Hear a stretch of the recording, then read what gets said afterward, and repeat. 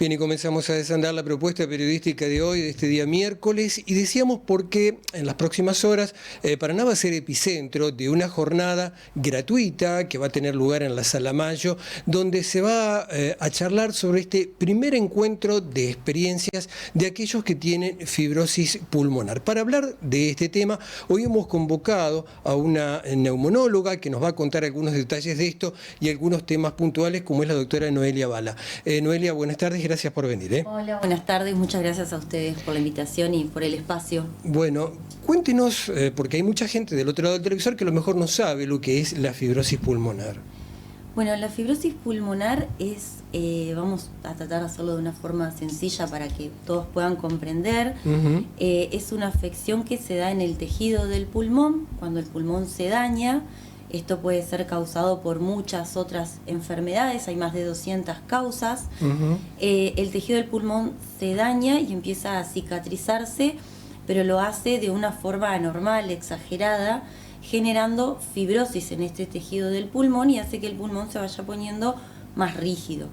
Eso hace que el oxígeno que el pulmón debe mandar al torrente sanguíneo lo hace en forma mucho más escasa. Y eso hace que el paciente sienta falta de aire, cansancio y muchas veces se acompaña de tos, una tos seca, persistente, y por supuesto que esto repercute en la calidad de vida del paciente. Le escuchaba atentamente y obviamente que altera y cambia por completo las conductas, lo que puede y lo que no puede hacer, porque evidentemente debe ser una vida muy marcada y de mucho control estricto para no desviarse y tener estos problemas. Exacto. Lo que pasa con la fibrosis pulmonar es que muchas veces llegamos un poco con la enfermedad avanzada. ¿Sí? ¿Por qué pasa esto? Porque es una enfermedad silenciosa, que empieza a dar síntomas cuando ya avanzó y dañó bastante el pulmón. Entonces el paciente se encuentra en esto de que empieza a faltarle el aire, empieza a dejar de hacer cosas de su vida cotidiana y hasta que esos síntomas los llevan a la consulta. Y ahí se detecta. Y ahí lo detectamos. Pero a todo esto, sí, dificulta mucho su rutina. Vos imagínate que depende lo que trabaje el paciente, lo que haga, cómo sea su vida diaria, por decirte... Bueno, altera la conducta del grupo familiar y del grupo de quienes familiar conviven. También, porque lo tienen que ayudar y son los que sostienen al paciente. ¿Tiene que ver en todo esto, perdón, aquellos que fueron o son fumadores? Tiene mucho que ver porque el cigarrillo es uno de los principales factores de riesgo en estos pacientes. Si bien hay una predisposición genética que te predispone a tener enfermedades pulmonares en sí, el cigarrillo es uno de los principales factores de riesgo y de pronóstico también. Esta es una enfermedad que la puede, como te dije anteriormente, ser causada por más de 200 enfermedades. La más frecuente es la fibrosis pulmonar idiopática, que justamente no se conoce la causa. Después están las enfermedades reumatológicas, como son la artritis reumatoidea, la esclerodermia. Una de las complicaciones principales es la fibrosis pulmonar en estos pacientes. Y después pueden ser ocasionadas por fármacos o exposiciones. Pacientes, por ejemplo, que trabajan pelando pollos, por ejemplo, o que están expuestos a cierta cantidad de químicos, orgánicos, inorgánicos, en diferentes fábricas, que nunca usaron protección, bueno, pueden llegar a tener afecciones de este tipo. Todo esto, evidentemente, este primer encuentro lo que apunta es que cada uno cuente su experiencia y fortalecer cómo sobrellevar esta situación. Exacto. La idea del encuentro que vamos a hacer es no solo que los pacientes puedan compartir experiencia entre ellos mismos, porque es una forma de apoyo hacia el paciente, de que puedan contar sus experiencias, sino también de nosotros poder brindarles herramientas de que ellos puedan conocer cómo sobrellevar esta enfermedad y mejorar su calidad de vida. La fibrosis o las enfermedades intersticiales en sí, nosotros la trabajamos en equipo, ¿sí? Tenemos un equipo interdisciplinario que consta de neumonólogo, el reumatólogo, la nutricionista y la parte de salud mental apoyado por psicología, por los psicólogos. Pero el paciente también tiene un equipo en su casa y muchas veces ese equipo no está preparado para enfrentarse a todo esto. Entonces, bueno, la idea es poder darles herramientas que conozcan de qué se trata toda esta enfermedad, de cómo pueden mejorar, porque no es solamente mejorar en la enfermedad en sí, sino también, por ejemplo, pacientes que toman ciertos fármacos, ciertos tratamientos farmacológicos que tienen sus efectos adversos, entonces explicarles cómo pueden llevar eso, cómo mejorar con la dieta, cómo mejorar la bajada de peso que tuvieron, cómo volver al trabajo, por qué usar oxígeno. Hoy usar oxígeno para muchos pacientes es como un tabú, o lo ven algo malo, y no, es algo necesario para que ellos puedan volver a tener mejor calidad de vida, se los entrena. La parte de rehabilitación kinesiológica es fundamental y es uno de los pilares más importantes en este trabajo en equipo. Y bueno, todas esas herramientas queremos que ellos las conozcan, explicarles por qué, que ellos también saquen sus dudas y bueno, compartir este momento, como dije, para mejorar su calidad de vida, porque debe ser enriquecedor, ¿no? Y le quería preguntar, ¿este tipo de la fibrosis pulmonar es característico de personas adultas o también se da en gente joven? Es característico y es mucho más frecuente en personas mayores de 50 años y más de 65 más todavía. ¿Se puede dar en personas más jóvenes? Sí. Hay una causa de fibrosis familiar donde podemos encontrarla mucho antes. También, por ejemplo, las enfermedades reumatológicas, que muchas veces afecta a personas mucho más jóvenes, más que nada mujeres, pueden complicarse con esta enfermedad, entonces puede darse en personas menores de 50 años. Doctora, ¿qué pasa con el tema de la medicación para la fibrosis pulmonar? ¿Las prepaga o las obras sociales lo reconocen? Sí, lo reconocen. El tema de la medicación, hoy hay 2 medicamentos que usamos para la fibrosis pulmonar. Actualmente se han autorizado 2 medicamentos más que ya el año que viene seguramente los vamos a poder acceder. Esto es algo innovador, digamos, porque hace más de 10 años que no tenemos medicamentos nuevos en lo que es fibrosis pulmonar, y te diré más. Así que eso es algo beneficioso. Lo que pasa es que son medicamentos de muy alto costo. ¿De qué valores estamos hablando? Y estamos hablando aproximadamente de más de 10, 12 millones de pesos. Una droga. Una droga por unidad. mes. Una unidad por mes. Exacto. Es un costo muy elevado. Sí, lamentablemente sí. Por eso yo siempre digo que la medicación siempre tiene que estar bien indicada. Hoy con la medicación nosotros no curamos al paciente, es verdad, no cura la fibrosis, pero sí enlentece la progresión de la enfermedad y las exacerbaciones. Y eso no es poco para el paciente, eso es un montón. Eso es un montón, porque que un paciente pase 5 o 6 años sin una exacerbación de su enfermedad es un montón, porque cada exacerbación o cada vez que el paciente... Exacerbación le decimos como a una progresión o a sintomatología aguda que pueda presentar el paciente, ¿no? Un deterioro de su función pulmonar. Y que el paciente no pase por eso por un montón de años, es un montón. Doctora, a veces es duro estos temas porque a veces estamos hablando de la vida, entonces una persona adulta, mayor, con una fibrosis pulmonar, con drogas o medicamentos muy costosos. Recién la doctora contaba de una droga mensual, estamos hablando de entre 12 millones de pesos aproximadamente, que tampoco es para curar, sino que es para sobrellevar una vida lo mejor que se pueda, ¿no? Sí, es duro decirlo, pero le estoy preguntando sí, pero mejora la calidad de vida del paciente. ¿Sí? Yo tengo pacientes que no pueden acceder al medicamentos, de hecho pacientes hospitalarios que muchas veces no llegan y que muchas veces tampoco pueden acceder a una rehabilitación respiratoria, y los pacientes que sí, y son pacientes muy diferentes. Nosotros no tenemos la culpa por ahí de los costos. Por suerte a la mayoría de los pacientes las obras sociales acceden, muchas veces tenemos que llevar a recursos de amparo, pero los pacientes tienen que acceder a la medicación. El paciente tiene que acceder, tiene que tener su medicación. Es como que yo te diga que el diabético no pueda tener su medicación porque es cara y que continúe solamente con una dieta cuando es necesario ponerse insulina o alguna otra medicación, por dar un ejemplo. Doctora, y en el caso del paciente con fibrosis pulmonar, ¿qué rol juega el familiar y supongo del apoyo psicológico que debe haber atrás de todo esto? Mira, a mí me pasa que en el consultorio, cuando el paciente llega, a nosotros la facultad no nos prepara para dar malas noticias, ¿sí?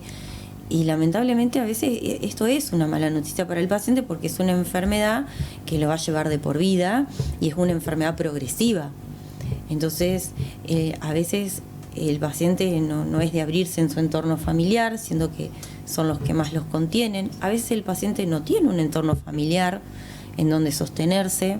Por eso nosotros le damos el apoyo en la parte de psicología, y vos como médico muchas veces sos su pilar.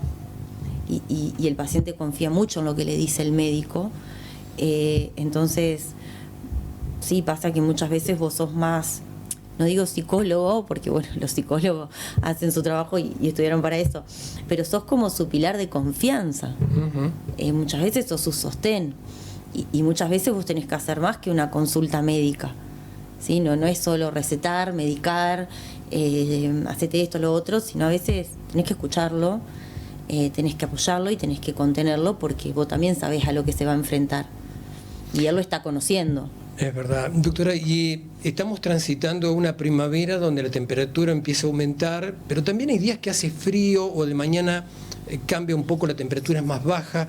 ¿Qué tipo de cuidados, qué puede hacer un enfermo de fibrosis pulmonar y qué no puede hacer? Bueno, sí, la verdad que la temperatura, por suerte ahora ya vamos acercándonos al calorcito, sí. Y a veces a los pacientes eso les ayuda, por lo menos a los pacientes con fibrosis. No digo el pleno verano, pero bueno, sí, cuidarse más que nada de los cambios bruscos, ¿sí? de temperatura. Ya en un tiempito vamos a querer usar el aire, entonces los cambios bruscos de temperatura no son buenos. Siempre tratar de cuidarse de cuando hay temperaturas altas, de no exponerse, de más vale resguardarse, tomar mucha agua. Los pacientes con fibrosis siempre tienen que tener sus vacunas al día, más que nada las antigripales y las de la neumonía, porque todavía no estamos exentos de eso. Por ahí en la primavera afecta más a las personas alérgicas. Si además tienen algún antecedente, bueno, estar prevenidos con eso y consultar. Siempre el paciente con fibrosis, cuando tiene progresión de síntomas, aumento de la disnea, de la falta de aire, de tos, siempre consultar, no automedicarse, eso siempre lo recomiendo. Usted hablaba de lo que pasa ahora en estos días, pero y supongo que en invierno debe ser mucho más complicado, ¿no? Porque sí, hay que cuidarse y mucho, bufandas, no estar expuesto al frío. Lo mismo en verano cuando uno entra a un lugar y hay aire acondicionado. Bueno, altera la vida por completo. Sí, porque el paciente, por ejemplo, en invierno tiene que cuidarse de salir, de no compartir lugares donde haya mucha gente. En invierno las infecciones pulmonares respiratorias están como muy frecuentes, son muy frecuentes, entonces el paciente tiene que cuidarse de todo eso porque una gripe no es lo mismo en un pulmón sano que en un pulmón con fibrosis, no tiene cómo defenderse. Entonces una gripe para un paciente lo puede llevar a la terapia, ¿sí? Puede ser grave, puede complicarse con una neumonía. Entonces los pacientes tienen que resguardarse mucho, cuidarse mucho, están asustados porque se asustan. Entonces sí, es un paciente que de por sí tiene mayor miedo y más cuidado que otros. Estas alergias respiratorias que conviven y que van afectando también a muchas personas, porque tarde o temprano afectan a distintos sectores, ¿qué tipo de medidas, qué tipo de prevención y sugerencias les deja? A los pacientes con fibrosis, a los pacientes y también al grupo familiar. Al grupo familiar. Bueno, primero que puedan asistir el viernes, ahí les vamos a dar muchos tips. lo dije antes, cuidarse esto de las temperaturas, de los golpes de calor y los cambios de temperaturas bruscas. A los familiares, paciencia, que estudien, que lean sobre la enfermedad. A veces es difícil comprenderlo al paciente por lo que está pasando, pero bueno, hay buscar ser un poquito empático. Muchas veces a los pacientes no les gusta que le digan lo que tienen que hacer, pero bueno, tratar de acompañarlos, ¿sí? De acompañarlos, pueden acompañarlos a las consultas, para que se interioricen. Muchos pacientitos van solos muchas veces a las consultas, y uno tiene que informar cosas que son importantes, y a veces ellos en esto de estar confundido con su enfermedad, con la gravedad, se olvidan. Bueno, no están atentos a, por ahí a veces dos personas pueden estar mucho más ayudando, y usted lo mencionaba hoy, se busca mejorar la calidad de vida, pero sí, capaz que el paciente necesita de la ayuda de esposo o esposa o un familiar directo para sobrellevar de la mejor manera. Sí, de un familiar que lo pueda acompañar, de un familiar que pueda... A ver, pues imagínate que hay pacientes que están dependiendo de un concentrador de oxígeno. Y hoy tenemos mucha burocracia en lo que son los papeles para poder acceder a la medicación y todo eso. Son pacientes que muchas veces requieren de un certificado de discapacidad por un montón de cuestiones. Entonces, ya ayudándolo a hacer los papeles, a buscar las recetas, eso ya ayuda un montón, ¿sí? Y bueno, no decirle, algo importante, no decirle que el paciente no puede hacer nada.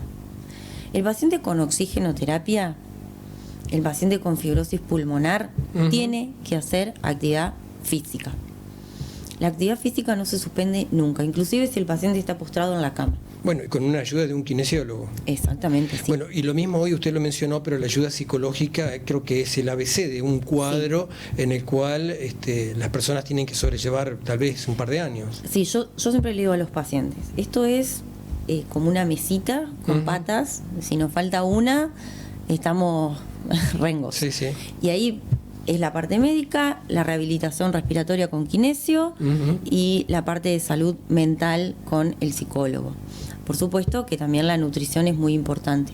Los medicamentos dan efectos adversos, muchas veces son gastrointestinales, ¿sí? Como la diarrea, las náuseas, los vómitos, y la nutrición ayuda un montón para poder mejorar esto. Y además porque son pacientes que pierden mucha masa muscular, ¿sí? Pierden peso. Por eso la actividad física es una manera fundamental. Doctora, para recordar, para aquellos que nos están viendo, día, hora y lugar de una actividad que es gratuita, ¿no? Sí, no quiero dejar de nombrar el grupo de kinesiólogos, de Santi Larrategui, de Juan, de Alex Poturno, me acompaña la psicóloga en esta oportunidad, Silvana Venturini, la nutricionista, y sí, vamos a estar en Sala Mayo el día viernes a partir de las 4 de la tarde, es una actividad gratuita, así que bueno, los esperamos a todos, pueden ir con mamá, papá, hermanos, tíos, primos, todos, todo el grupo familiar, hijos, todos para acompañar a los pacientes. Doctora, gracias por su tiempo. Gracias a ustedes por invitarme. Al contrario, gracias por venir. 15:20 en la República Argentina, hacemos una muy breve pausa, ya estamos con más invitados y más temas de actualidad, ya volvemos.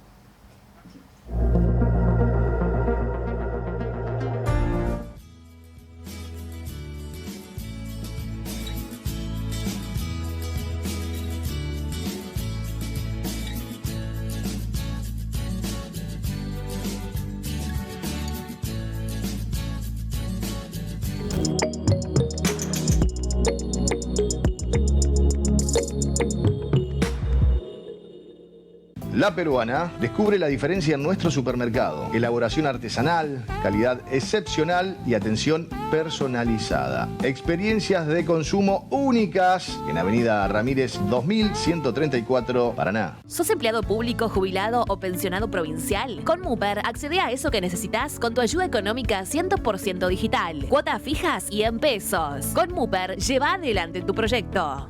El dinero no es todo, pero con ayuda. El dinero no es todo. Ay, con ayuda. El dinero no es todo, pero con ayuda. El dinero no es todo. Ay, con ayuda. Crecer. Con vos, siempre. ¿Qué esperás para asociarte al Robin? Vas a encontrar piletas, diversión, amigos, deportes. Sin vueltas, pagás durante 8 meses y te bonificamos 4. No necesitamos más palabras. Nuestra cuota habla por sí sola. Búscanos en las redes o comunicate al 3435 10 92 94. Paraná Robin Club. Un gran club con una pequeña cuota. Siempre. El Rey del Pollo. Más de 30 años brindando calidad, calidez y los mejores precios en nuestros productos. Pollo, papas fritas, ensaladas, pizzas, variedades de empanadas, tartas. Lo esperamos como siempre en Avenida Ramírez 2464 a pasitos de las 5 esquinas. Haga su pedido al teléfono 423-0178 o por WhatsApp al 343-456-4895. El Rey del Pollo. Decilo. Hablemos de suicidio. Decilo. Si vos o alguien que conoces necesita ayuda, llámanos al 135. Somos profesionales de la salud y estamos para escucharte todos los días, las 24 horas. Más información en portal.entrerios.gov.ar/suicidio. Gobierno de Entre Ríos. Si vas a pintar, tenemos todas las opciones. Pintura para hogares, obras e industrias. Membranas líquidas y asfálticas. Látex lavables e impermeables con más de 3.000 colores. Pinturerías del Litoral. En sus 3 direcciones.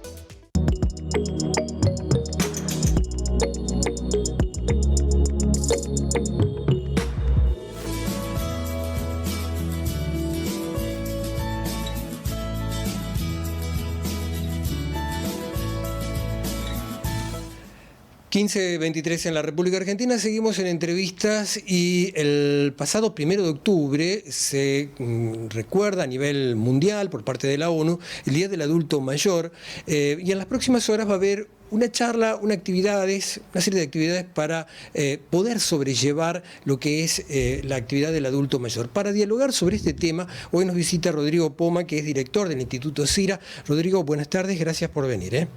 Muchísimas gracias por difundir este evento que va a realizarse mañana a 19 horas, convocado por el Círculo Médico, donde van a participar 3 instituciones, 2 públicas, que es el Hospital Fidanza y el Hospital Pascual Palma, y bueno, Instituto CIRA como institución privada que trabajan con personas mayores.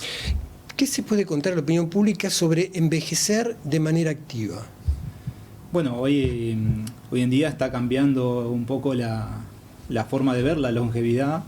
Se dice que se vive 20 años más que hace 50 años, entonces creo que toda la comunidad tiene que empezar a replantear un poco el proceso de envejecimiento, ¿no?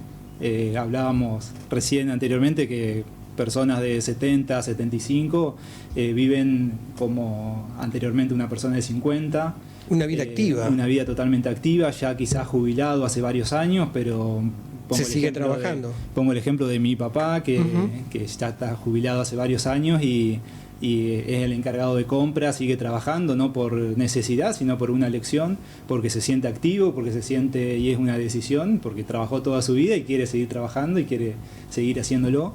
Entonces toda la comunidad y más en estos ámbitos de profesionales de la salud, tanto médicos como un staff de todas estas instituciones, tenemos que reforzar este tema del envejecimiento activo y de la elección de las personas mayores a las actividades que cada uno quiera hacer y desarrollarse, ¿no? Rodrigo, vos hablaste de un envejecimiento activo, hablaste de un ejemplo de trabajar, seguir trabajando, pero también hay otras actividades que supongo que muchas de ellas pasan por la actividad física seguramente, ¿no? Bueno, totalmente. El envejecimiento activo supone hoy en día está mucho más abierto el tema de ir al médico gerontólogo, hacérselo. Quizás antes no existía un médico gerontólogo, no era tan famoso como un médico pediatra, por ejemplo, y hoy en día es sumamente importante que una persona mayor de 70, 80 concurra a un médico gerontólogo y pueda hacerse los chequeos y pueda ir al gimnasio, pueda hacer actividad física programada. Eso se está viendo muchísimo más y hay que fomentarlo, ¿no? Como comunidad del sector de salud fomentamos eso, y un poco esta jornada que vamos a desarrollar mañana es un poco para debatir este nuevo paradigma del envejecimiento. En estos nuevos enfoques que tal vez hace 10 años no se tocaban, no había una actividad plena física para un adulto mayor. Vos mencionaste que hay instituciones como distintos organismos provinciales que mañana participan de esto, es porque ellos también están fomentando y también difunden este tipo de cosas. Totalmente. Bueno, el Instituto CIRA es un centro de rehabilitación que nace exclusivamente para personas mayores, donde se trata de fomentar esto del envejecimiento activo, pero también la parte de, bueno, si tenés por ejemplo, una lesión o una fractura de cadera, que es muy común, una lesión, bueno, ir a un lugar, a un centro, que puede ser con internación o sin internación, donde te rehabilitás y volvés y bueno, se trabaja todo interdisciplinariamente para reinsertar a esa persona que necesita por ahí una rehabilitación, bueno, que se pueda reinsertar a su condición anterior y poder desarrollarse plenamente. ¿Qué pasa, Rodrigo, en el caso de personas de adultos mayores que a los 30, 35, 40 dejaron de hacer actividad física, no saben lo que es un gimnasio, un partido de fútbol, y de golpe ahora se ven que de todos los sectores les dicen, bueno, hay que hacer actividad física, pero no caminar o correr como una cosa cotidiana, sino trabajar más el músculo, recuperar masa muscular? Bueno, todo eso hoy en día está en boga. ¿Y cómo lo toma la gente que durante 20, 30 años se olvidó? Bueno, principalmente decirles que la etapa de la longevidad, la etapa de la vejez, es la etapa más larga de la vida, que comienza en los 60 años, pero si la comparamos con otras etapas de la vida, es la etapa más larga. Entonces tenemos que saber cómo, o proyectarnos cómo vamos a transcurrir esa etapa. Entonces, desde nuestro lado, fomentamos totalmente a tomar cartas en el asunto, y no importa si tenés 60, 70 u 80, tener proyectos de vida. Tenés proyectos de vida, tenés la posibilidad de empezar a hacer ejercicio, de empezar a cuidar tu salud para llegar a los últimos días de la mejor forma. ¿Qué pasa en aquellos que por los avatares de la vida pierde el compañero, la compañera de toda la vida y se cae en una profunda depresión a veces? Bueno, para eso por ahí hacemos esta jornada para debatir, ¿no? Cuando hay algunos... bueno, la jornada va a hablar un poco de los derechos que tienen las personas mayores y cómo nosotros tratamos de que esos derechos no se vulneren. Y bueno, esto habla un poco de, ante esa necesidad de algún hecho como el que vos comentás, bueno, cómo abordamos como institución, cómo encaramos esa situación para no vulnerar ese derecho, y cómo se puede trabajar para potenciar, digamos, a la persona mayor a que esté feliz, que tenga proyecto de vida, que pueda volver si tiene alguna lesión, a volver a su condición anterior. Bueno, en este caso, si tiene alguna situación familiar, emocional, que tenga acceso a un psicólogo, que tenga acceso a profesionales de la salud. Eso es un derecho que tienen las personas mayores y hay que tratar de reconocérselos y actuar en consecuencia.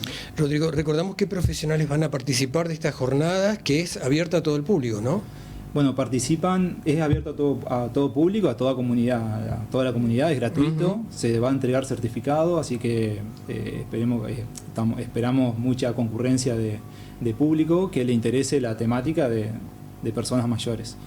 Y bueno, van a participar, va a estar muy lindo porque se va a desarrollar en mesas de debates con un moderador y con profesionales que trabajan en estas instituciones, que van desde el médico director a, bueno, kinesiólogo, terapia ocupacional, trabajador social, psicólogo, psicopedagogo, bueno, todas son más de 15 profesionales que... Todos los sectores de la salud. Rodrigo, ¿hay que inscribirse previamente en algún lugar? Tenemos un formulario de inscripción, pero en el caso que no accedan, que bueno, pueden acceder ahí al Instagram o a las páginas del Círculo Médico, donde se pueden inscribir, más que nada para luego tener el certificado. Recordamos, esto es mañana jueves a partir de las 19, ¿no? a partir del 19. Es en el marco de los 80 años también del Círculo Médico de la Ciudad de Paraná que ha visto estas actividades. Rodrigo, la mejor de las suertes y ojalá que sea un éxito este tipo de evento. Muchísimas gracias por difundirlo. Gracias por venir. Pasaron 31 minutos de la hora 15 y como todos los días hacemos el pase con el colega Horacio Mogli. Horacio, buenas tardes, te vemos y escuchamos.